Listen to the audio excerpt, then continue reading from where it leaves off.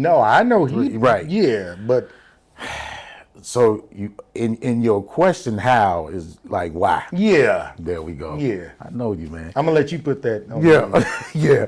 So because you ain't gonna say I asked you that. No, yeah, no. no, right. So what happened? What actually happened, man? He owed MCA another Guy record, Okay. so he had to go do Guy. They went over to Trinidad to do Guy, but in that time, I was getting offers to do duets, and I was getting offers to produce people because I had produced a song, produced and wrote a song for Tony Thompson, rest in peace, called "Handle Our Business." Okay. And a lot of people heard that song. And then I did a couple of songs with Coco from SWV, and they heard the songs and they were like, "Oh man!" I started Get getting Dave. called Yeah, after, yeah. yeah. So I called Teddy over in Trinidad. They made the connection. The studio made the Future made the connection so we could talk. And I went and told him, I said, "Hey man, listen, I'm getting calls to do duets and produce, and I just want to get your blessing because he had to sign off on Because you everything still signed to. exactly Okay. on everything I did." So he tells me, "Nah, I can't do that." I said, "What do you mean?" I said, "Dude, we sitting here waiting on y'all to do Guy. Not only are y'all gonna do a record, but y'all gonna tour, and we gotta sit at And home. Blackstreet's on hold We on hold, and can't move. man, at all. We on hold. Can't make no money. Ne- So let me just let it. There it is. We can't make no Now money. that's the thing right Yeah, there. we just park right there. We can't make no money. And you giving us a little, well, Interscope is giving us a little $5,000 stipend. That ain't gonna help because we got cars and houses and wives and kids. You know what I mean? That ain't how do you expect us to live off $5,000 when we've been bringing in $75,000 a month? Wow. You know what I'm saying? On top of the $5,000. So the stipend was always there. You know what I mean? Interscope, that's just what they So the gave us. stipend at that point had to become your livelihood There you go. and how you survive from a day to day. Man, how do you expect us to be getting $5,000 a month and go from that to $5,000? Wow. You can't do that. You know what I mean? So I gotta go work. Told Teddy, he said no. I said, hold on, man. So you expect me? First of all, I did the courtesy of asking. Calling you. Exactly. Yes. Because I would have just did it. And you know what I mean? You would have figured out a way to release it. You know what I mean? Because these record companies got a way. They got away. Pay you. Yeah, that's all. And Teddy likes money. You know what I'm saying? So of course he would have got the money. I asked you. Now I'm telling you, you're gonna have to do it. Because if not, I'm leaving. So it's not a request anymore. Not at all. Not at all. And let's just say the tension in my voice let him know I wasn't playing.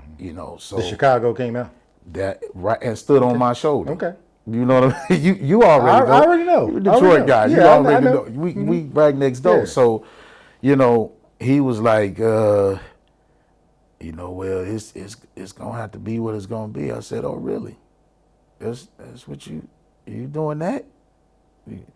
But he in Trinidad at this time. So I got you. I can't The long distance. Yeah. Yeah. Now, mind you, we never had conflict. Never had. Of course, the group we gonna always have times where we don't agree with certain things. You know what I mean? But we've never been here. Right. So he ended up coming home. We ended up talking. Talking about it, and he never did it face to face, but he ended up going ahead and releasing me. And upon my release, I'm just gonna say, when they released me, a certain person in the group got rid of Levi. So me and Levi was gone. You know what I mean? Then they brought in Mark and Eric. Now here's the crazy thing that I was like, man, did I make the wrong decision?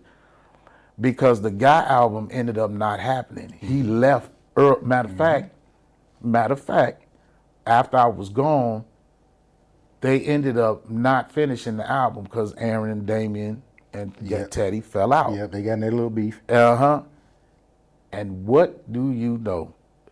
Teddy ended up calling them, Blackstreet, that was still there, Chauncey, Eric, and Mark, and flying them over to Trinidad to do the second album.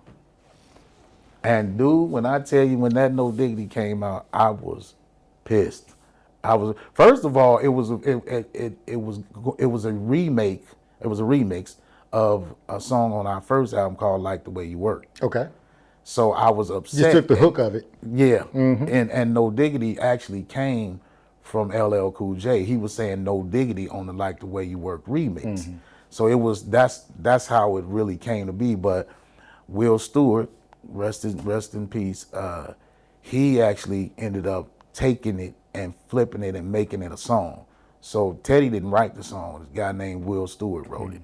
And when I heard it on the radio, I was beyond pissed. So it wasn't even pissed anymore. You just. I was butt hurt. I got you. You know what I mean? you. I was like, dude, and it blew. It went through the roof. Listen, No Diggity. It went through the roof, and a lot of people thought that Levi and I was still there. That's actually why they shot the video dark, so the people wouldn't know that it wasn't me and Levi. Yeah. Because you know the street said it was a Blackstreet beef. It was. I know. You know.